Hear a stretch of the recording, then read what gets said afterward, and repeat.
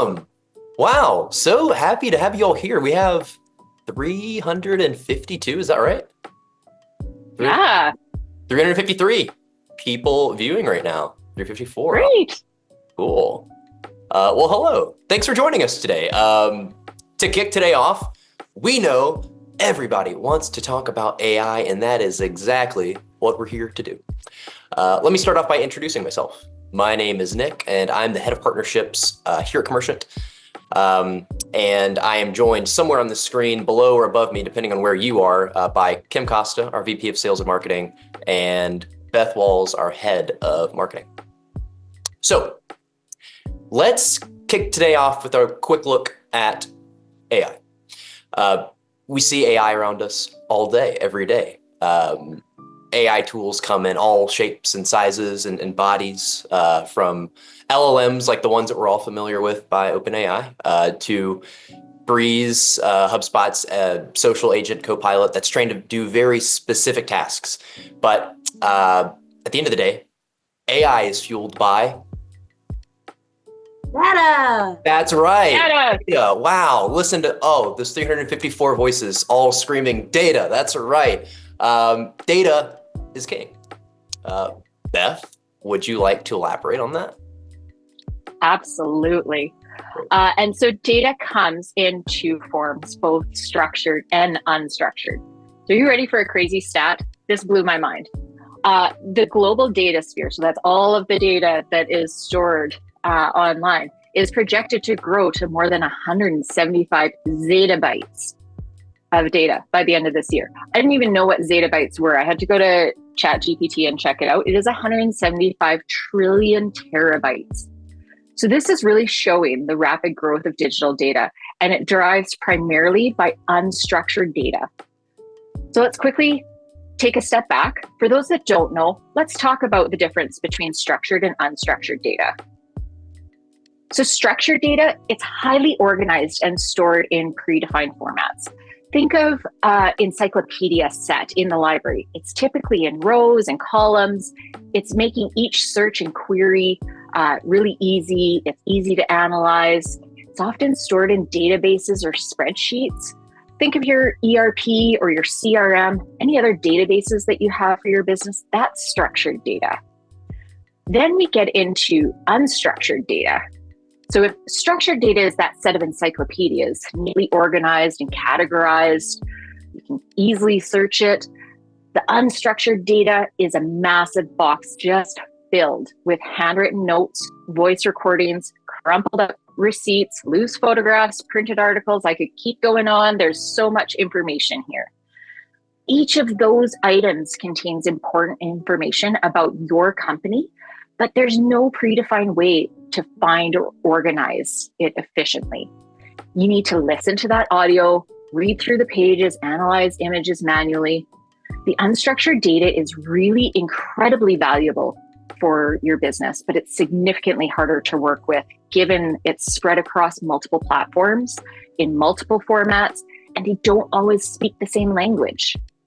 So challenge is storing, processing, and analyzing unstructured data efficiently. Are you ready for another crazy stat? Here it comes. I'm ready.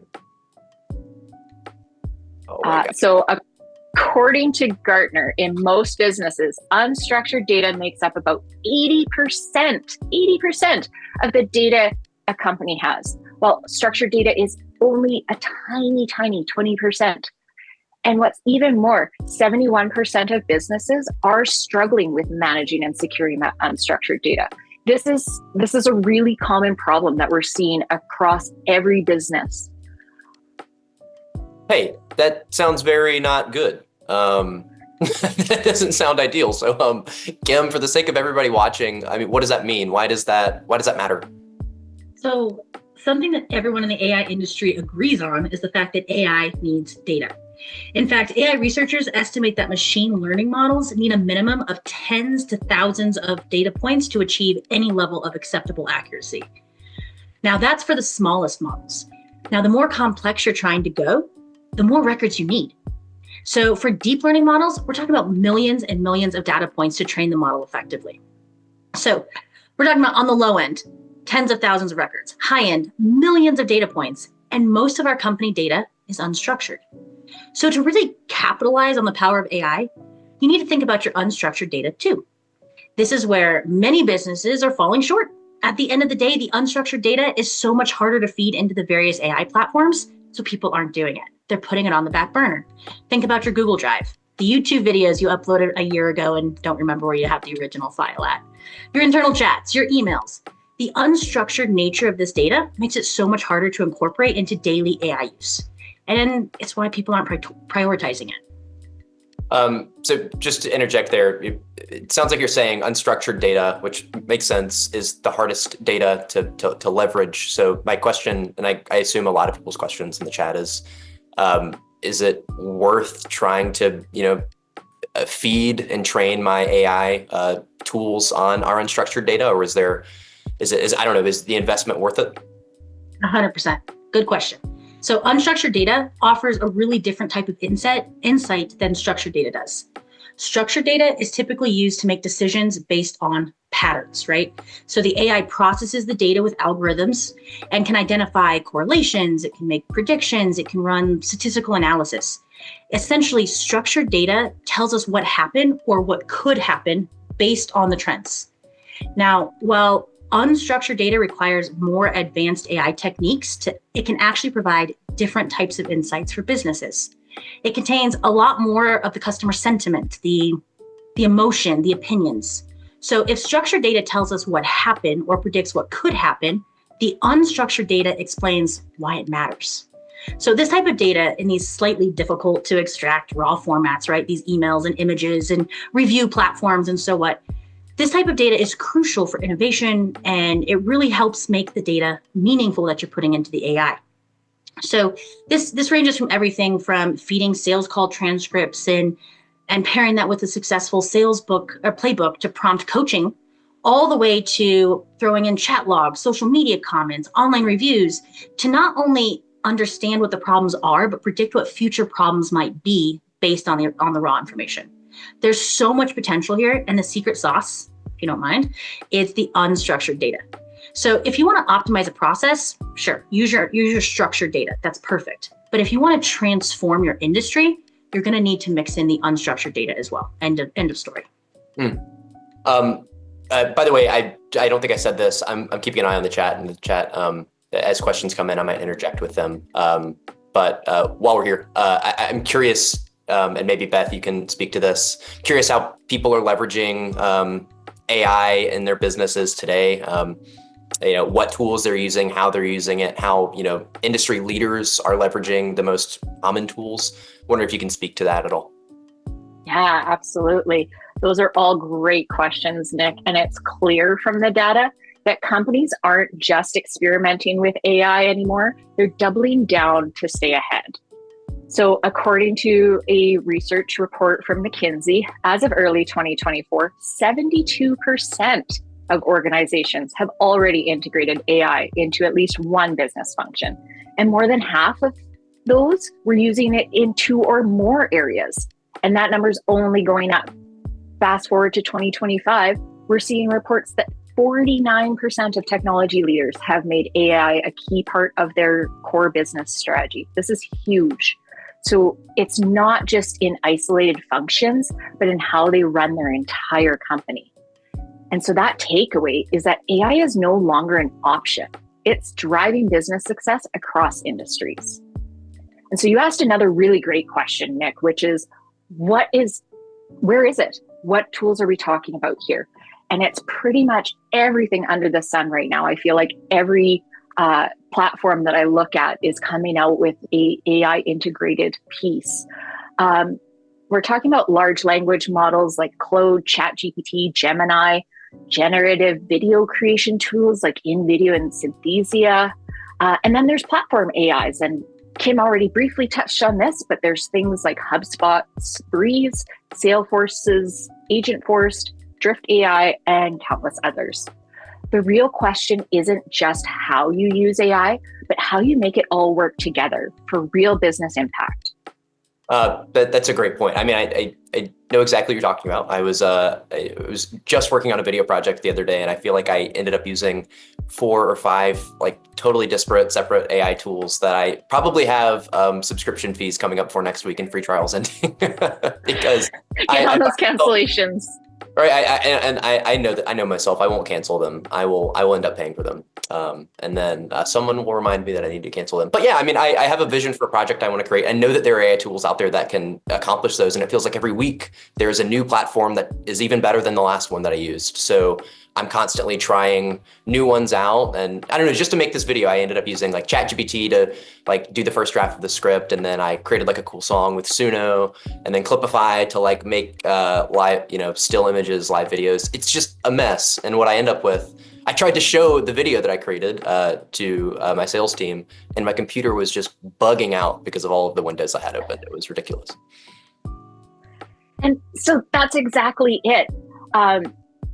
Let me summarize what we've just discussed here. These are the common pitfalls that we are seeing in AI. Everyone is using multiple tools for different tasks, but they don't always work well together. And this means your data is getting structured, and it means more unstructured data. We don't want that. We're finding that with so many AI tools on the market, there's just no universal system in place yet. One tool might give you a great result in a certain format. You talked about your song one. Suno does a great job of that. While another one just does it a little bit different, and it doesn't have quite the same feel. So it makes it hard to keep things consistent. Exponential and unsustainable growth of your AI tech stack. This is going to be a huge one over 2025 and 2026. We're seeing businesses not factoring in those full costs of incorporating AI into their company. It is going to be a money saver, but you do need to factor in those subscriptions, those training, the setup, maintenance fees, like Nick said, the subscriptions that you forget to cancel. It can all add up, and it can be really expensive experiment rather than a cost-cutting solution. Okay, I know this is what we're getting to, and I sense that we're there. What's the answer? So glad you asked, Nick. So you need to make the AI you're using work together through a more robust platform. Essentially, you need to cut down the tool hopping, which you very clearly described, right? 5 tools, too many. I led you there. I really did. Thank you, Nick. It's wonderful. So let's check out the future of AI. So I'm talking about a platform that doesn't need to be constantly fed data manually because it connects to the structured data live. I'm talking about a platform that's made to absorb unstructured data like no other platform has been designed to do. A platform that can process data across multiple formats and use it in one cohesive system. Let's check it out. And I did get logged out, guys, so I had to frantically log back in. Bear with me. Oh, I can grab my juggling balls. Me too. I will. Let's check it out. So this is the Commercient customer panel. Anyone who signs up with Commercient gets access to the customer panel. Now, on the left-hand side here in the menu, you can see AI tools. So let's open this up and let's check it out. All right, so here in AI tools, we can see an existing knowledge base of data where we've already added tons of extra stuff in, but I want to show you the type of stuff you can add here. This is the bones of the AI. So if I hit this add button, it's very user-friendly, it's very intuitive. Right up here in the top, you choose the type of content that you're trying to add. So text content, this is the stuff we're already familiar with. If you went to ChatGPT and you just typed and typed and typed and typed until you got the response you wanted, that would be text content. Now, the other stuff here gets a little bit more exciting. Files, we're all relatively used to this. ChatGPT accepts them, so do other AI tools, your PDFs, your docs, all of that kind of stuff. But let's move on down to YouTube. YouTube links can be added here with the simple copy paste of the link. The AI that's in this platform will transcribe the entire YouTube video, and you can use all of that content to feed the data of your model. Google Drive. This is one of my favorites, arguably. You can connect a Google Drive here, and it will spider the Google Drive as far as you want. You can go 10 levels of spidering. You can go 2 levels of spidering, whatever you're looking for. Now, for those who don't know, spidering means you upload one document and any links, any other pieces of information in that document are going to spider. They're going to show up as well as available pieces of content. Now, you might say, oh, wait, I don't want all of this other content coming into my knowledge base. That's okay. What the AI is going to do, it's going to say, all of this other stuff was connected to this. What of it do you want and what of it do you not want? It's a simple approval process then. Yes, I want this. No, I don't want that. You're literally uploading an entire Google Drive in minutes compared to a traditional download the file. What was the name of that document again? So on and so forth. So the Google Drive edition here is transformative. Now, the part that people get most excited about is the live data. Let's take a deep dive. So in live data here, you can see the type of live data. Now, in this demo here, we've only connected an ERP and a CRM, but at the end of the day, you can connect any type of live data that you want. Again, these are from structured databases. So ShipStation, e-commerce, anything like that that you want to connect, you can bring in here and you would see the availability of that data structure here. So tables and views, that's ERP stuff. CRM is obviously a CRM thing. Let's check out the CRM side of it. So if I click CRM, it's then going to give me a list of objects that are connected. This would be the list of objects that you're using in your CRM. Companies, contacts, deals, products. This is a connected HubSpot CRM. So that is why you're seeing the objects that you're seeing. We can click on companies. And now it's going to show us every single HubSpot property that is in that object in HubSpot. So we can see everything here, including custom properties, which is pretty cool because a lot of the other AI is only finding the out-of-the-box stuff. So you can get absolutely every single property in your HubSpot that's connected to that object. Now you can choose to have it be a required field that's considered for an answer or just a knowledge-based piece of information that could be included by choosing either add to required or add to select. Very simple to set up. All you need to do is choose the fields you want to add in and you're ready to go. Now, the most important thing when you're using AI is we don't want to be platform hopping. That's the problem that Nick identified earlier. So you want your AI in an area where you want to live, where you want to be at every single day. So what we've done is very simply put this into HubSpot. So what you're seeing now on your screen is a HubSpot demo org. I'm just going to pop into a contact record and let's see how this works. All right, we'll choose David Gray here.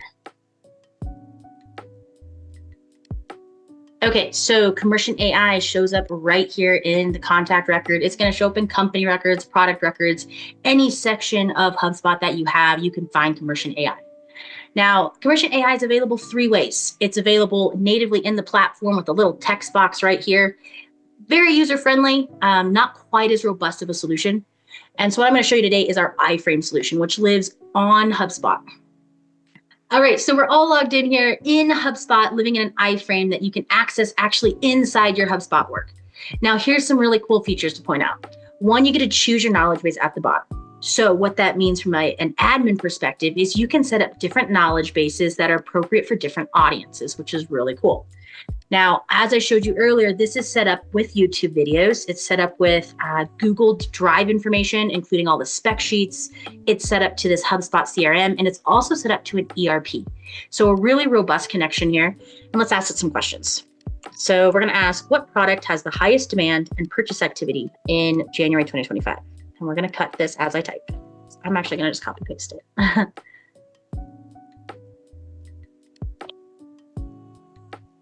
The TV tray setup is not working very well for the typing. Okay, so which product has the highest demand and purchase activity in January 2025? Let's check it out.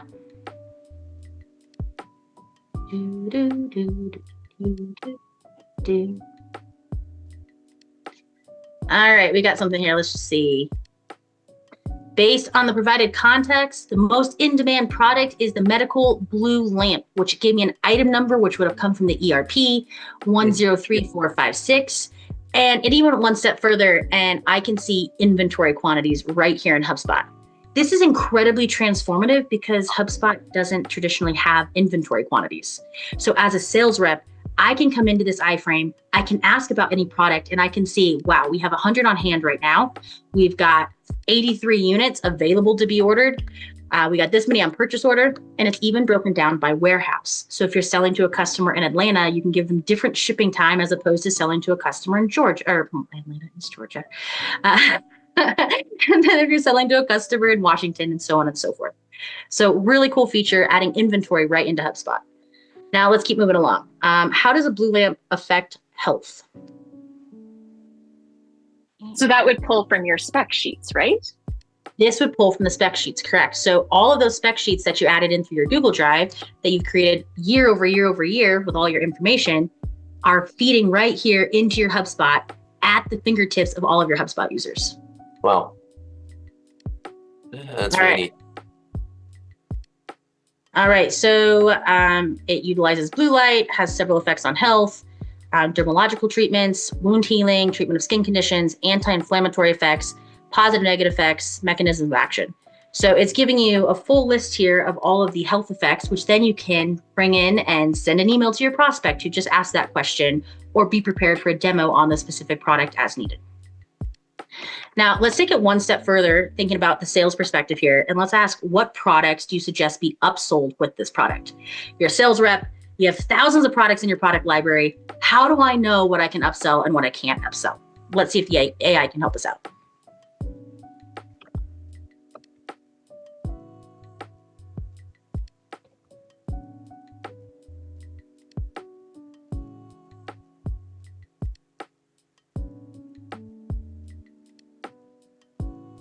All right, and here it is. We can see everything right here that should be upsold with this product. This is absolutely transformative from a sales perspective. Seriously, when you're managing an entire library worth of products, it's really hard to remember which ones go together. What should I sell with this? What should I sell with that? It takes a master of the skill to be able to do that. We all know that we have entry-level reps. We have newer reps. Our products are ever evolving and ever changing. So having a list right there in your HubSpot to tell you, you should also sell these other things is absolutely transformative. That's all I had, guys. There's nothing else. The attempt didn't finish. That's awesome. That's okay. Cool.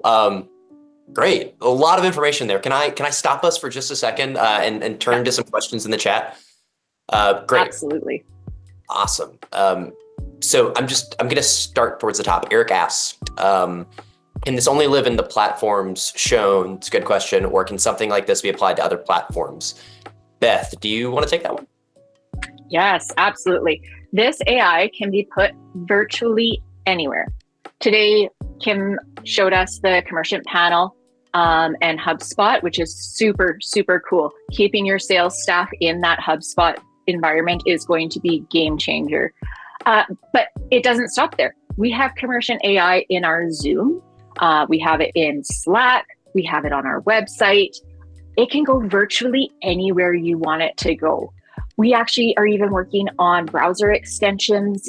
Pretty soon you'll be able to download it from the Apple App Store and Google Play.